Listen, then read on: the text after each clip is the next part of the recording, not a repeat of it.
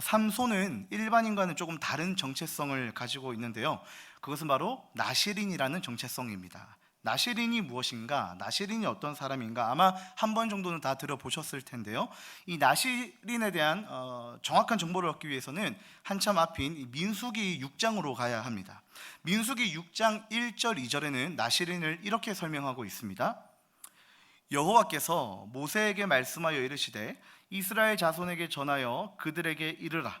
남자나 여자가 특별한 서원 곧 나시린의 서원을 하고 자기 몸을 구별하여 여호와께 드리려고 하면, 이렇게 기록되어져 있습니다. 자, 나시린은 어떤 사람이냐? 쉽게 말해서 구별된 사람입니다. 구별되어 하나님을 섬기고자 하는 사람이 이 나시린인 거죠. 특별히 이 자기 몸을 구별해야 하는데 세 가지로 이렇게 지켜야 할 사항이 있습니다. 민수기 6장 3절 4절을 보면요, 포도와 독주를 멀리하며 포도주로 된 초나 독주로 된 초를 마시지 말며 포도즙도 마시지 말며 생포도나 건포도도 먹지 말지니 자기 몸을 구별하는 모든 날 동안에는 포도나무 솟아는 씨나 껍질이라도 먹지 말지며, 이렇게 기록되어져 있습니다. 그러니까 구별된 자로서 나시린이 첫 번째 지켜야 할 것은 포도의 포자도 꺼내지 마라. 포도주뿐만 아니라 포도도 먹으면 안 된다. 포도의 포자도 꺼내지 마라. 이렇게 이해하시면 좋을 것 같습니다. 자, 두 번째 구별해야 지켜야 될 건 무엇인가? 민수기 6장 5절입니다. 그 서원을 하고 구별하는 모든 날 동안은 삭도를 절대로 그의 머리에 대지 말 것이라. 두 번째는 머리에 삭도를 대지 말아야 한다. 머리카락을 자르면 안 된다라는 거예요. 자, 세 번째 구별해야 될 사항은 민수기 6장 6절입니다. 자기의 몸을 구별하여 여호와께 드리는 모든 날 동안은 시체를 가까이 하지 말 것이며, 자, 세 번째는 시체를 가까이 하면 안 되는 거예요. 부정한 것을 만지거나 가까이 하면 안 된다는 것입니다. 나시린은 이렇게 크게 세 가지. 첫 번째, 포도주를 먹지 말아야 되고요. 포도주뿐만 아니라 포도의 포자도 꺼내면 안 되고, 두 번째는 머리에 삭도를 대면 안 되고요. 세 번째는 시체를 가까이 해서는 안 되었습니다. 자, 앞서 말했지만 이렇게 하는 이유가 뭡니까? 이렇게 지켜야 하는 이유가 무엇입니까? 바로 자기를 거룩하게 하여 하나님 앞에 드리기 위함입니다. 거룩하게, 구별하기 위해서인 것이죠. 그런데 중요한 것은 삼손이 나시린이라는 정체성을 가지는 것은 자기 스스로 결정한 것이 아니라는 거예요. 자기가 하고 싶어서 한 게 아닙니다. 그리고 삼손의 부모님이 마치 한나가 사무엘을 서원하여서 구별된 사람으로 서원한 것처럼 그렇게 서원한 것도 아니에요. 그러면 누가 이 정체성을 부여해 주었습니까? 바로 하나님이 주신 것이죠. 말씀을 통해 확인해 보겠습니다. 사사기 13장 5절에 하나님이 이렇게 말씀하시죠. 보라, 네가 임신하여 아들을 낳으리니 그의 머리 위에 삭도를 대지 말라. 이 아이는 태에서 나옴으로부터 하나님께 바쳐진 나시린이 됨이라. 그가 블레셋 사람의 손에서 이스라엘을 구원하기 시작하리라. 아멘. 지금 방금 읽은 말씀은요, 하나님이 마노아의 아내, 즉 삼손의 어머니에게 먼저 하신 말씀입니다. 하나님이 삼손에게 특별한 계획이 있다는 것을 그의 어머니에게 알려주고 있는 거예요. 자, 그렇다면 이 삼손에 대한 하나님의 구체적인 계획은 무엇일까? 나시린보다 더 중요한 것입니다. 그것은 뭐냐면 바로 블레셋 사람의 손에서 이스라엘을 구원해낼 자가 이제 태어날 것이다. 그게 바로 너의 아들 삼손일 것이다 라고 지금 특별한 계획을 말씀하고 계신 것입니다. 아직 삼손은 태어나기 전입니다. 13장은 아직 삼손이 태어나기 전이고요. 오늘 이제 읽을 14장이 이제 삼손의 등장인데, 이 삼손이 얼마나 그 태중에서 부담스러울까요, 여러분? 태에서 나오기가 여간 힘든 게 아니었을 것입니다. 내가 선택하지도, 내가 원하지도 않고 부모님이 서원하지도 않은 것인데 하나님이 일방적으로 너는 나시린이어야 해 라고 말씀하신 거예요. 심히 부담되는 거죠. 여기서 우리는 한 가지 교훈을 얻을 수 있는데요, 우리 모두는 하나님께서 선택하셔서 하나님의 자녀로 부름받은 자들이라는 거예요. 모태신앙이든 모태신앙이 아니든 하나님 편에서는 동일하게 선택받은 자들입니다. 태초부터 시작된 하나님의 계획 안에 우리가 있다라는 것이죠. 삼손은 자기의 뜻과 무관하게 사사로서, 그것도 나시린으로, 더 나아가 이스라엘을 구원할 자로 미리 예견되어 태어났습니다. 그렇게 살아가야만 하는 필연적인 부르심을 받은 거예요. 여기 계신 사랑하는 동역자분들도 마찬가지입니다. 우리 또한 부모의 사랑 안에서 태어난 것 같지만 하나님의 세밀한 손길이 미쳤다는 것을 우리는 부인할 수 없습니다. 내가 혼자 여기까지 인생을 걸어온 것 같지만 하나님은 늘 우리와 나란히 걷고 계셨고 지금도 그렇다는 것을 우리는 기억해야 한다는 거죠. 출생의 비밀은 오직 하나님만 아시고 하나님의 영역이라는 것을 우리는 인정해야 합니다. 그러므로 내 인생에 일어나는 모든 일은 단 하나도 그냥 일어나는 법이 없다라는 거예요. 즉 우리의 인생은 평범함이 아니라 특별한 거예요. 내가 내 인생을 말할 때 그냥 그런 인생이야 라고 말할 것인가, 아니면 특별한 인생으로 말할 것인가, 그것은 어떤 기준에서 달라지는가? 하나님 안에서 내 삶을 어떻게 영적으로 해석하느냐에 따라 달라지는 것이죠. 바라기는 말씀 안에서 우리가 영적으로 해석해낼 수 있기를 바랍니다. 우리의 삶을 하나님 안에서 영적으로 풀어갈 수 있기를 바라요. 그렇게 되면 지극히 작은 일에라도 하나님의 손길이 미치고 있다는 사실을 우리는 깨닫게 되고 그것을 찬양하게 될 것입니다. 다시 본문으로 돌아와 삼손을 주목하겠습니다. 이제 삼손은 사실 모든 사람의 기대를 한 몸에 받고 있습니다. 이전에 드보라, 기드온 다 나왔죠. 정말 유명한 사사들 다 나왔는데 어떻게 됐습니까? 다 별 볼 일 없이 다 무너졌죠. 이전과 다른 사사 삼손이 될 것인가? 진정 이스라엘을 구원할 자가 될 것인가? 모든 이목이 여기 집중되어져 있습니다.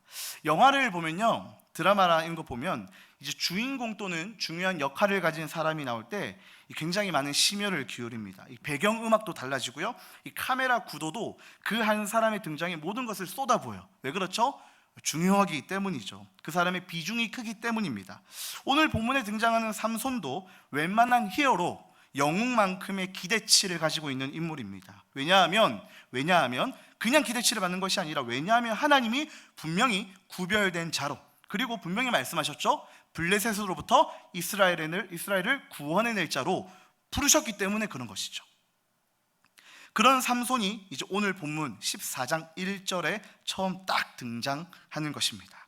자, 삼손이 딱 등장했어요. 영화에서 어떤 히어로, 어떤 빌런이 딱 등장했습니다. 이목이 딱 집중돼요. 근데 약간 처음부터 불안합니다. 자, 1절인데요. 사사기 14장 1절 2절을 제가 한번 읽어보도록 하겠습니다.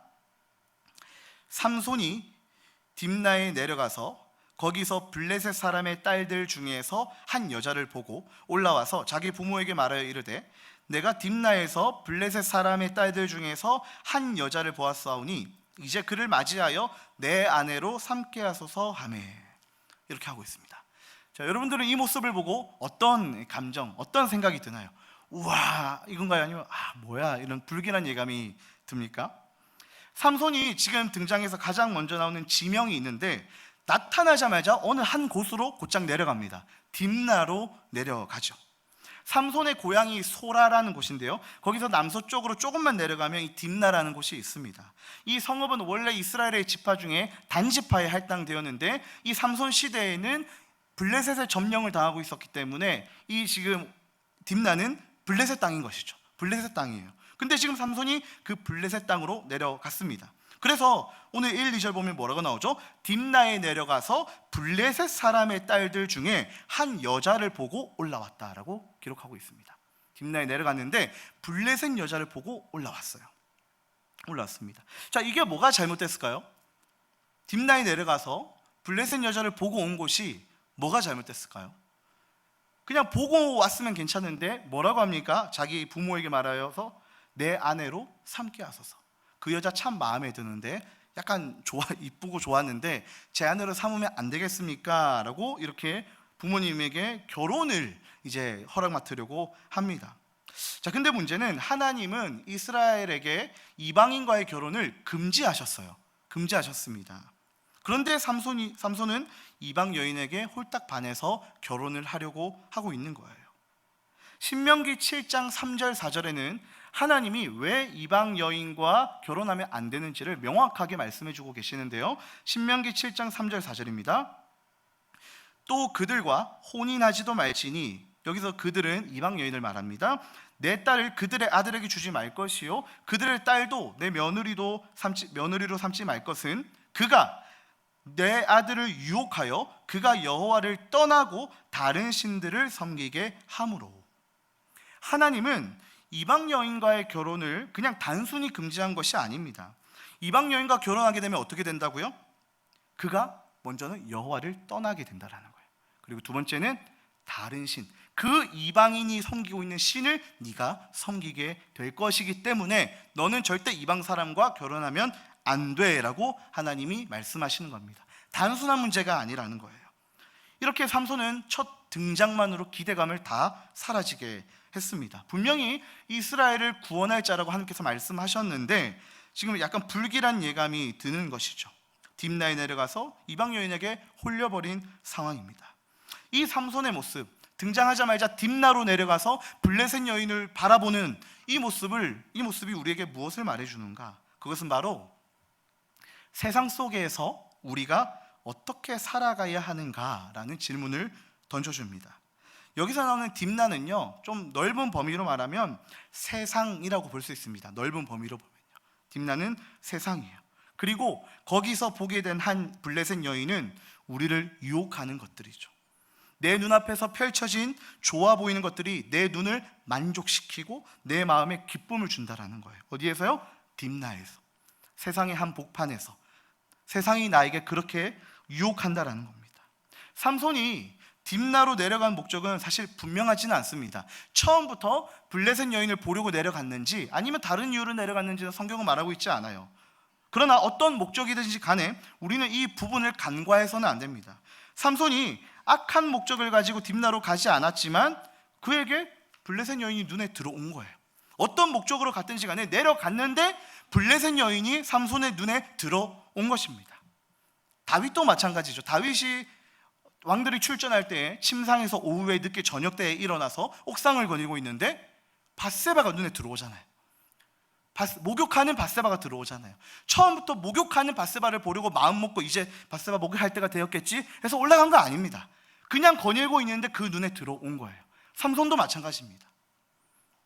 우리는 평범한 일상에서 내 믿음을 얼마나 잘 지키고 있는가, 내 눈은 무엇으로 인해 기쁘고 내 마음은 무엇으로부터 만족을 얻고 있는가, 우리는 곰곰이 우리 자신을 돌아볼 필요가 있습니다. 자, 삼손이 결혼을 허락받으려고 하자 삼손의 부모는 탄식을 합니다.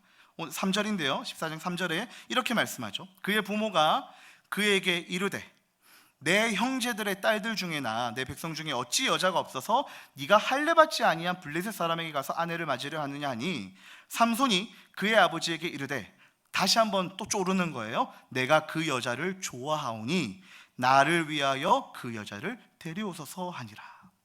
삼손의 부모는 믿음의 부부였을 거예요.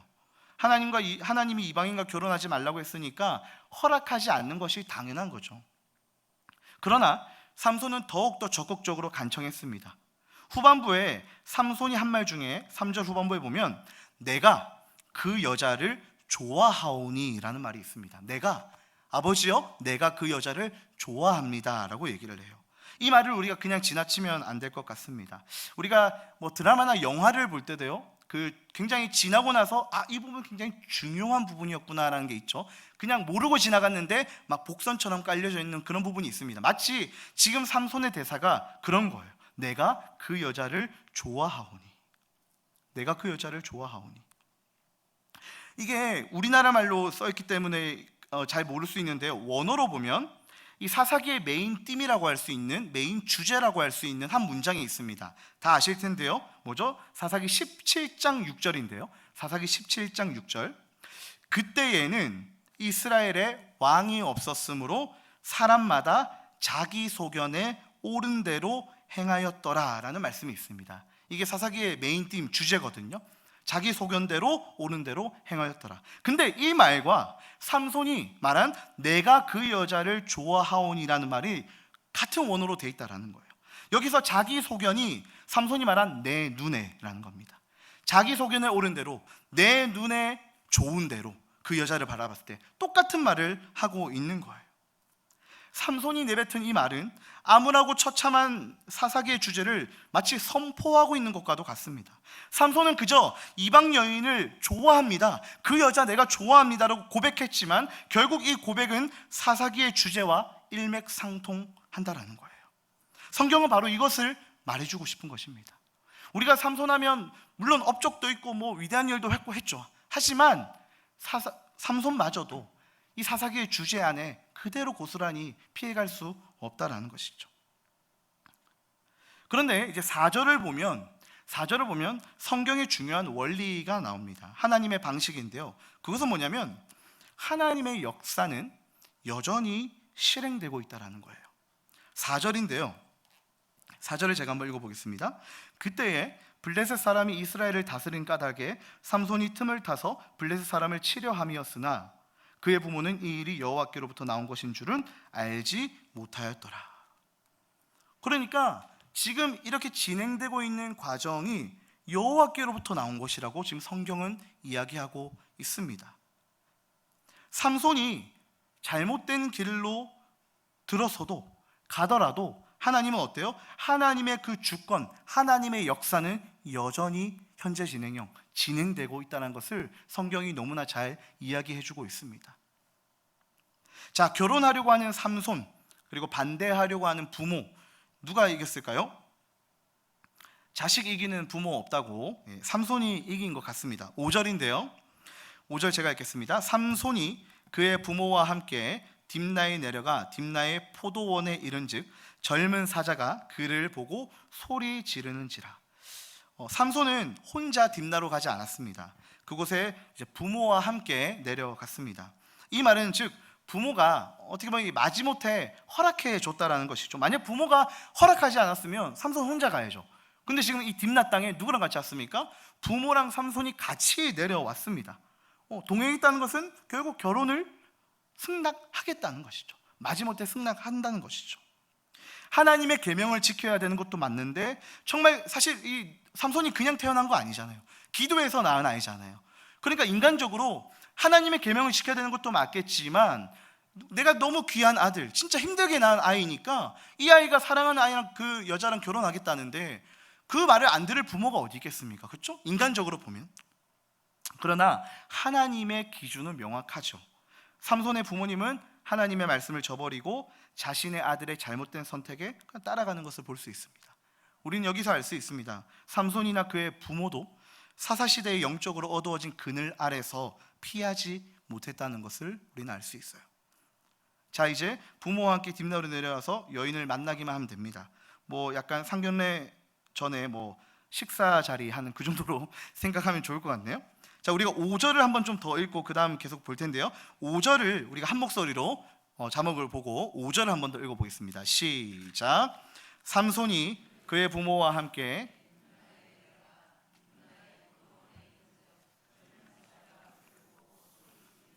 아멘. 이 구절을 보고 뭔가 불안한 느낌이 들지 않습니까? 왜 불안하죠? 앞서 나시린이 지켜야 할 3가지 중에 첫 번째가 뭐였죠? 요즘에 과일 마트 가니까, 어제도 마트 가니까 많이 있던데 포도의 포자도 꺼내지 말아 했습니다. 근데 지금 이 삼손과 부모가 지금 어디에 와 있죠? 포도의 포자도 꺼내지 말아 했는데 포도원에 와 있습니다. 포도원에. 포도가 가득한 곳에 와 있습니다. 불길한 거죠. 이런 불안함 속에서 사사가 이제 등장하게 되고 삼손은 이런 불안함 속에서 사자가 갑자기 등장합니다. 사자가 등장하게 되고 삼손은 하나님의 도움으로 사자를 손쉽게 죽여요. 여기서 사자의 등장은 학자마다 의견이 좀 분분하고 정확한 어떤 의미인지는 알 수 없으나 결과적으로는 별 좋지는 못합니다.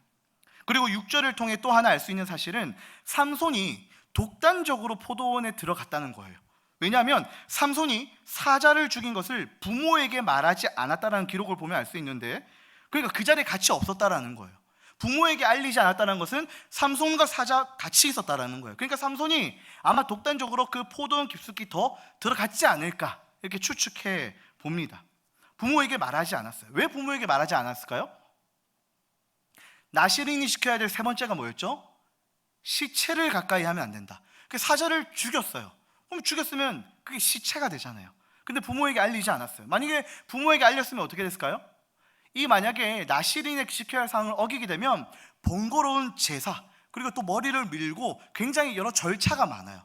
그러면 그 여인에게, 사랑하는 여인에게 곧장 직진 못하고 또 돌아가서 제사 지내고 막 제사 드리고 하나님 앞에 회개하고 이렇게 해야 되는 거죠. 그러니까 말하지 않았어요. 지금 삼손은 오로지 이 블레셋 여인을 향하여 전력 질주하고 있는 것을 볼 수 있습니다. 그러니까 자기가 자신이 지켜야 할 사항까지도, 그 사항까지도 별로 대수롭지 않게 여기는 거예요.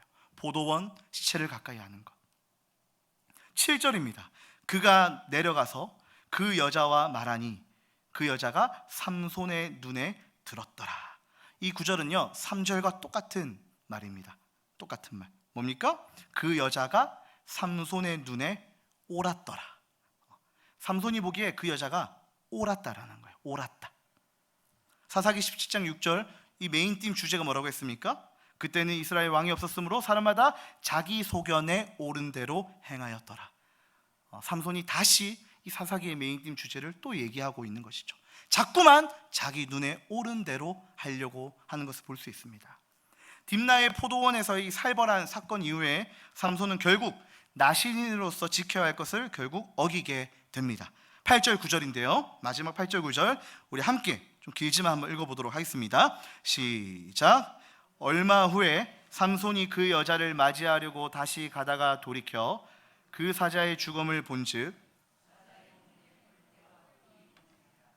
손으로 그 꿀을 떠서 걸어가며 먹고 그의 부모에게 이르러 그들에게 그것을 들여서 먹게 하였으나 그 꿀을 사자의 몸에서 떠왔다고는 알리지 아니하였더라. 이제 얼마 후에 삼손이 그 여자를 맞이하려고, 그러니까 이제는 아까 상견례 전에 약간 이렇게 했고 이제 결혼을 하기 위해 가는 길에 갑자기 사자의 몸에 이 벌떼와 꿀이 있는 것을 목격하게 됩니다. 이것도 약간 좀 이상하죠? 왜 사자의 몸에 벌떼와 꿀이 있을까요? 어느 학자는 이거를 삼손이 놓칠 수 없는 달콤한 유혹 이렇게 표현하기도 하는데, 어쨌든 사자의 몸에 벌떼와 꿀이 있어요. 분명히 시체를 가까이 하지 말라라고 했는데 삼손은 시체뿐만 아니라 거기에 있는 꿀을 떠서 먹습니다. 꿀을 떠서 먹어요. 그리고 그의 부모에게까지 전해줍니다. 혼자 먹으면 됐는데 얼마나 맛있었던지 그 꿀을 테이크아웃 해가지고 부모에게도 이렇게 갖다 줘요. 하면 안 되는 짓을 하고 부모에게까지 옮기고 있습니다. 역시나 여기서도 삼손은 이 일을 부모에게 말하지 않았어요. 사자의 몸에서 떠왔다라고는 알리진 않습니다. 계속 비밀스럽게 가고 있는 거죠. 삼손은 자기가 나시린이라는 것과 하나님의 말씀을 대수롭지 않게 여기고 있습니다. 하나님이 주신 정체성을 망각하고 있는 거예요. 하나님은 분명히 삼손을 블레셋으로부터 이스라엘을 구원할 자로 세우셨습니다. 하나님의 뜻은 분명했어요. 그러나 삼손은 하나님의 뜻에 정면으로 충돌하고 있었습니다. 반항하고 있는 거예요. 무엇이 삼손이 그를 이렇게 만들었습니까? 그것은 바로 자기 눈에 옳은 대로 생각하고 행동했기 때문입니다. 하나님의 뜻보다 내 뜻이 더 중요하고 하나님의 뜻을 살피기보다는 내 눈을 즐겁게 하는 것에 더 집중한 거예요. 신약 성경을 보면 사도 요한은 이렇게 말합니다. 요한일서 2장 15절에서 16절, 요한일서 2장 15절 16절인데요 이렇게 기록되어 있습니다. 이 세상이나 세상에 있는 것들을 사랑하지 말라. 누구든지 세상을 사랑하면 아버지의 사랑이 그 안에 있지 아니하니 이는 세상에 있는 모든 것이 육신의 정욕과 안목의 정욕과 이생의 자랑이니 다 아버지께로부터 온 것이 아니요 세상으로부터 온 것이라. 여기서 요한은 세상의 특징을 세 가지 이야기합니다. 첫 번째는 육신의 정욕이고요, 두 번째가 안목의 정욕이고 세 번째가 이생의 자랑입니다. 육신의 정욕은요, 인간이 자신의 욕구를 따라 움직이는 죄된 본성을 가리켜요. 그리고 안목의 정욕은요, 눈으로 보는 것을 통해 욕구를 충족시키는 것을 말합니다. 놀랍게도 오늘 본문 1절을 보면요, 오늘 처음 시작한 삼손의 등장씬을 보면요, 삼손은 딥나로 내려가 블레셋 사람의 딸들 중에서 한 여자를 보는 것으로 이 일이 시작됐습니다. 별거 아닌 것 같죠? 그냥 블레셋 여인을 보는 것으로 시작해서 지금 여기까지 온 것입니다. 오늘 본문뿐만 아니라요, 많은 성경의 인물들이 이 보는 것을 시작점으로 죄악이 낭떠러지에 떨어지는 것을 볼 수 있습니다. 아까 말씀드린 다윗도 그렇고요. 다윗은 목욕하는 밧세바를 보았습니다. 거기서 좀 그쳤으면 됐는데 어떻게 했습니까? 밧세바를 묵상했죠. 하나님을 묵상해야 되는 다윗이 그 목욕하는 여인을 묵상하고 있었습니다. 그래서 심히 아름다워 보이는지라 라고 성경에 기록되어져 있죠. 하와는 어떻습니까? 하와 선악과를 바라보면서 따먹으면 안 되는데, 절대 따먹으면 안 돼, 따먹으면 죽는데 뭐라고 표현되어 있습니까? 먹음직도 하고 보암직도 하고 지혜롭게 할 만큼 탐스럽다라고 여겼죠. 어떻게 하니까요? 선악과를 바라봤을 때. 우리는 어떠합니까? 사랑하는 동역자 여러분, 우리도 세상을 사랑하고 수많은 정욕과 이생의 자랑으로 살아가고 있지는 않습니까? 내 몸에 죄가 들끓는 자리를, 내 몸을 이 죄가 들끓는 자리에 그대로 방치하고 내 눈이 좋은 대로 그냥 내버려 두고 행동하고 있지는 않은지, 늘 내가 옳은 대로 살아가다 보면 우리는 언젠가는 그것이 틀렸다는 것을 알게 될 것입니다. 그렇다면 우리는 어떻게 해야 합니까? 우리는 늘 주님이 보시기에 옳은 것만 해야죠. 내 눈에 옳은 대로가 아니라 주님이 보셨을 때 옳은 대로 행동해야 하는 것이죠. 주님이 보시기에 옳은 것은 내가 옳다고 하는 것과 정반대일 수 있습니다. 나는 이게 옳은 것 같은데 하나님은 아니라고 하실 수도 있어요. 나는 분명히 A로 선택하는 게 옳은 것 같은데 주님이 나를 B로 인도하실 때가 있다라는 거예요. 현실적으로, 지금 내 현실적으로는 이게 맞는 것 같은데 주님이 그거 아니라고, 틀렸다고 말씀하실 수도 있습니다. 그럴 때라도 우리는 어떻게 해야 됩니까? 주님은 늘 옳으십니다. 주님은 실수하지 않으십니다. 주님은 완전하신 분이십니다라고 고백할 수 있어야 한다는 거예요. 왜 그렇죠? 모든 삶의 기준은 하나님의 말씀에 있기 때문입니다. 내 기준이 아니기 때문에 그래요. 또한 하나님은 실수가 없으신 분이기 때문에 옳지 않은 일을 우리 가운데 허락하지 않으시는 좋으신 분이기 때문에 그래요.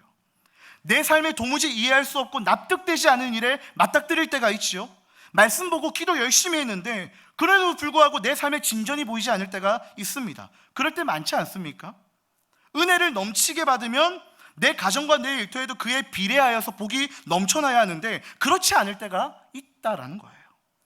만약 여기서 우리가 기도를 멈추고 포기한다면 우리도 삼손처럼 내 눈에 지금 당장 필요한 것들을 찾아 헤매게 될 것입니다. 그렇기 때문에 우리에게 정말 필요한 고백은 무엇입니까? 하나님, 당신은 언제나 옳으십니다. 하나님, 내가 틀렸네요. 하나님이 옳으십니다. 내 눈에 옳은 것만 행해서 죄송합니다. 하나님, 내 기준이었네요. 하나님의 기준은 다르지요. 하나님이 옳으십니다라고 인정할 수 있어야 하는 것입니다.